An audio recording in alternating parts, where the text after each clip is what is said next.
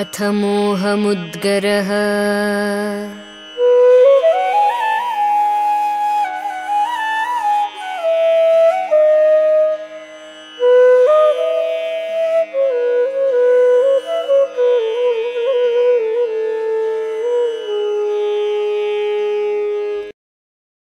भज गोविन्दं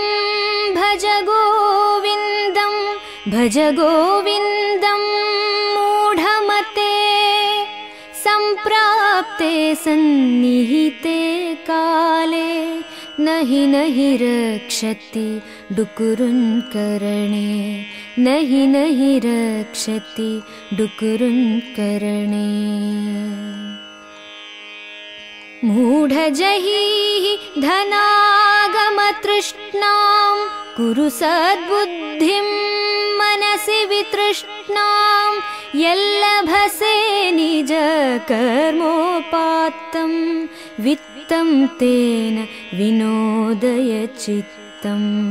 वित्तं तेन विनोदय चित्तम्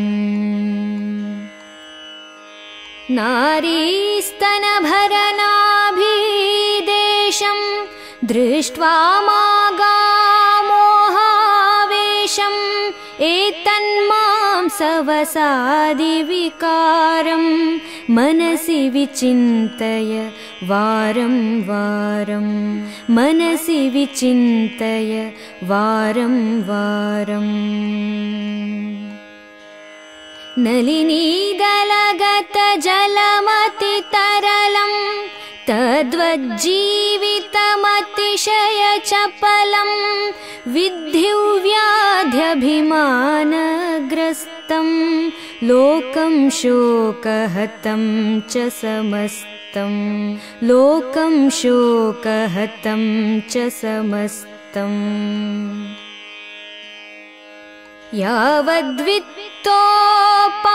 यावद्वित्तोपार्जनसक्तः तावन्निजपरिवारो रक्तः पश्चाज्जीवति जर्जरदेहे वार्तां कोऽपि न पृच्छति गेहे वार्तां कोऽपि न पृच्छति गेहे यावत् पवनो निवसति देहे तावत् पृच्छति कुशलं गेहे गतवति वायौ देहापाये भार्या बिभ्यति तस्मिन् काये भार्या बिभ्यति तस्मिन् काये बालस्तावत् क्रीडासक्तः तरुणस्तावत् तरुणीसक्तः वृद्धस्तावत् चिन्तासक्तः परे ब्रह्मणि कोऽपि न सक्तः परे ब्रह्मणि कोऽपि न सक्तः काते कान्ता कस्ते पुत्रः संसारोऽयमतीव विचित्रः कस्य त्वं कः कुत आयातः तत्त्वं चिन्तय यदिदं भ्रान्तः तत्त्वं चिन्तय यदिदं भ्रान्तः सत्सङ्गत्वे निस्सङ्गत्वं निस्सङ्गत्वे निर्मोहत्वं निर्मोहत्वे निश्चलितत्वं निश्चलितत्वे जीवन्मुक्तिः निश्चलितत्वे जीवन्मुक्तिः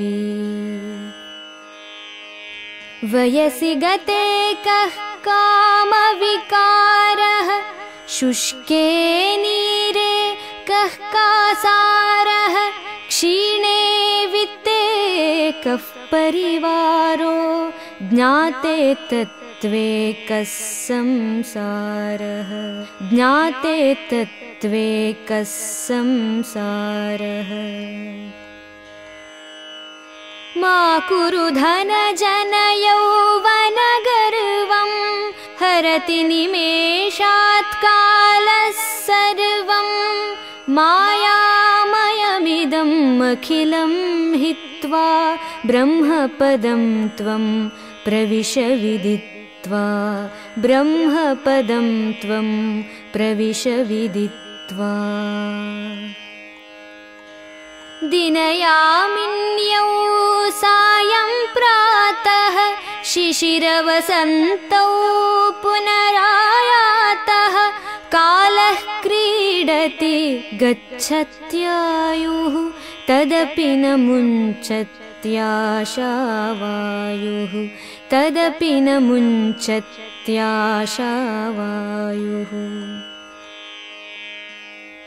काते कान्ता धनगतचिन्ता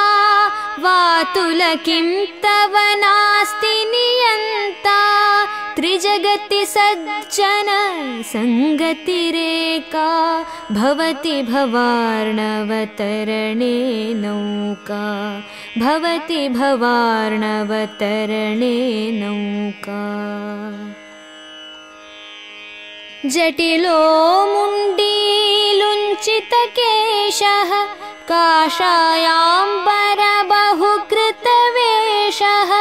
पश्यन्नपि च न पश्यति मूढो ह्युदरनिमित्तं बहुकृतवेषः उदरनिमित्तं बहुकृतवेषः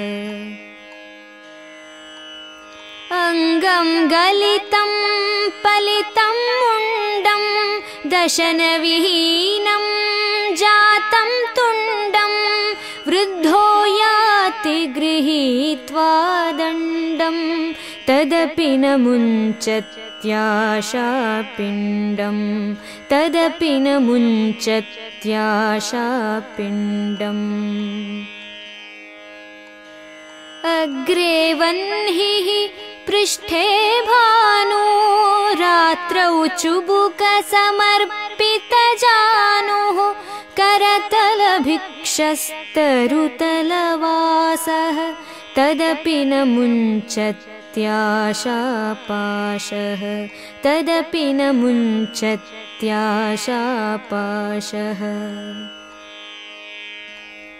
कुरुते गंगा सागरगमनं व्रतपरिपालनमथवा दानं ज्ञानविहीनः सर्वमतेन मुक्तिं न भजति जन्मशतेन मुक्तिं न भजति जन्मशतेन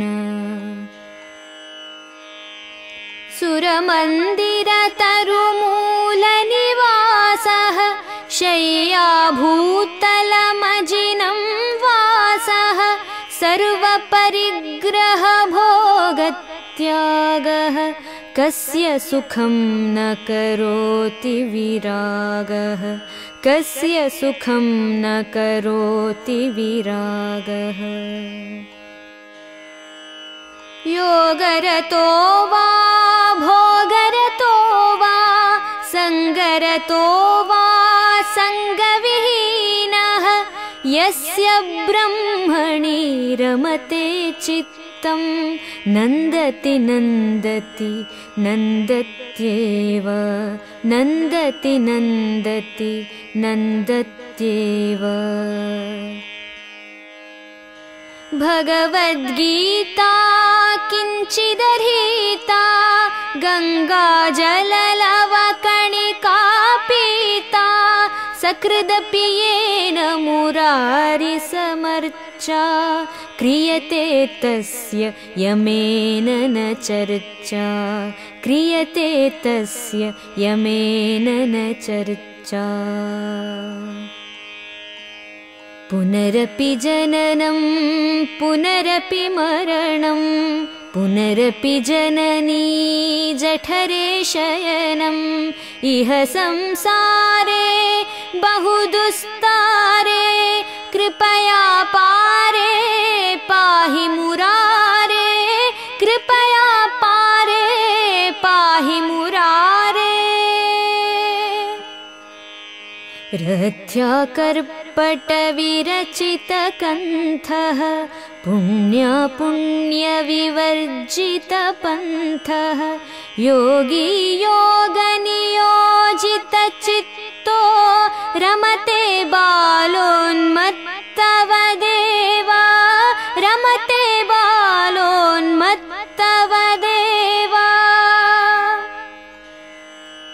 कस्त्वं कोऽहं कुत आयातः कामे जननी को मे तातः इति परिभावय सर्वमसारं विश्वं त्यक्त्वा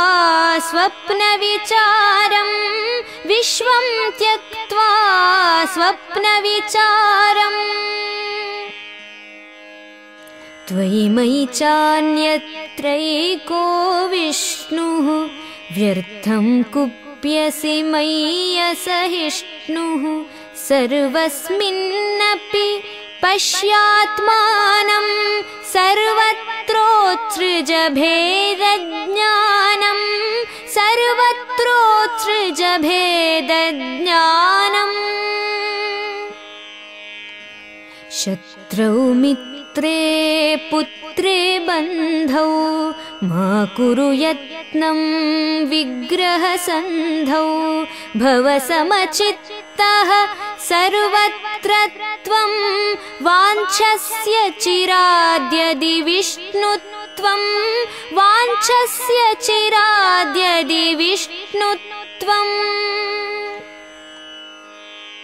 कामं क्रोधं लोभं मोहं त्यक्त्वात्मानं भावय कोऽहम् आत्मज्ञानविहीना मूढाः ते पच्यन्ते नरकनिगूढाः ते पच्यन्ते नरकनिगूढाः गेयं गीता नाम सहस्रं ध्येयं श्रीपतिरूपमजस्रं नेयं सज्जनसङ्गे चित्तं देयं दीनजनाय च वित्तं देयं दीनजनाय च वित्तम् सुखतः क्रियते रामाभोगः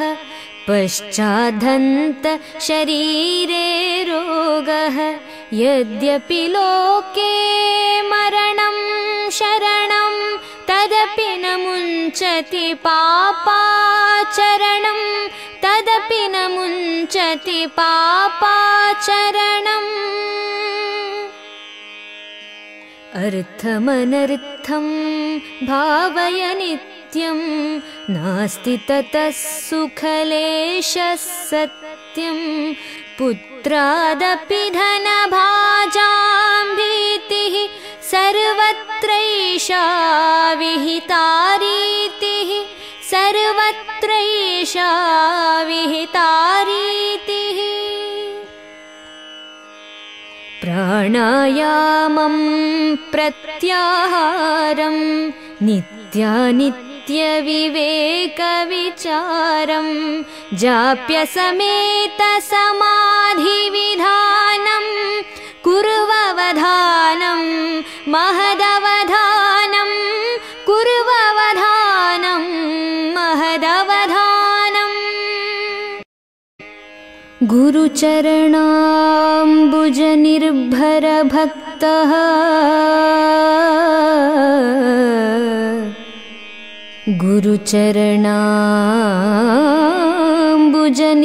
गुरुचरणाम्बुजनिर्भरभक्तः संसारादचिराद्भवमुक्तः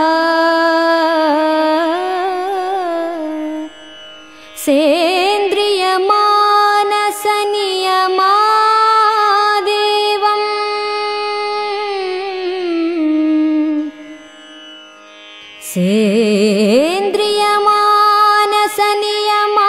सेन्द्रियमानसनियमादेवम्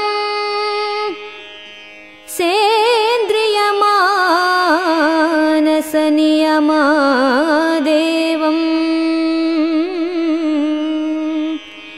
द्रक्ष्यसि निजहृदयस्थं देवम्।